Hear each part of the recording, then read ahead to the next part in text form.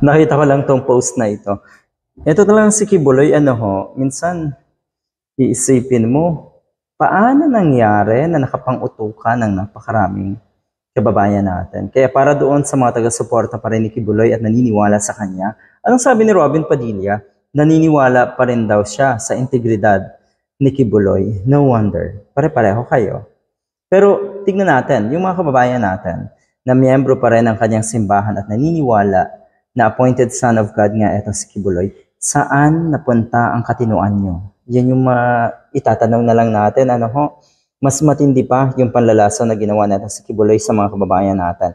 Mas matindi pa po yan sa mga drug addict na laso ng droga, naging addict sa droga, na kayo ay naging addict naman sa kalokohan ni Kibuloy at napaniwala kayo na siya nga ay isang appointed son of God or siya nga ang appointed son of God. Grabe, no? Grabe talaga. Matino pa tong mga to sa lagay na yan. Sigurado hindi na. Sabi ni Kibuloy, bakit ganito sila kagalit at bakit ganito ang kanilang treatment sa akin na isang appointed son? Wala pong galit sa inyo. Wala pong galit.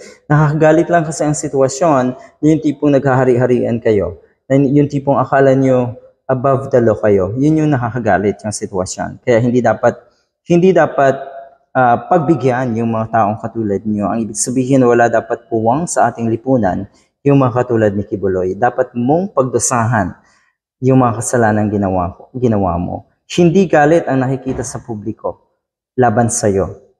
Lalong sa tingin ko ay hindi rin galit or baka wala nang galit yung mga biktima mo.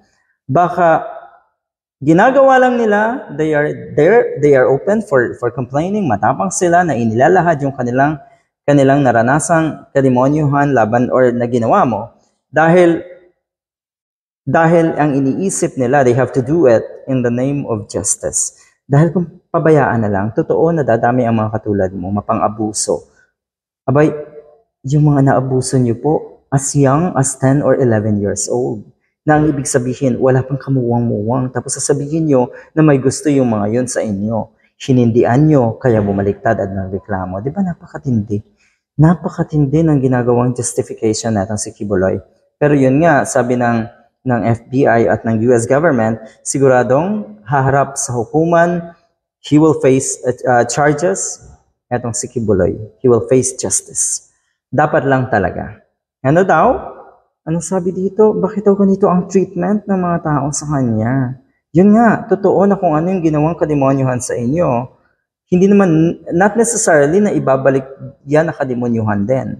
Pero, di ba, gugustuhin ng tao na maranasan nyo rin yung ginawa nyo na kabulastugan at kademonyuhan at kawalang hiyaan sa ibang tao.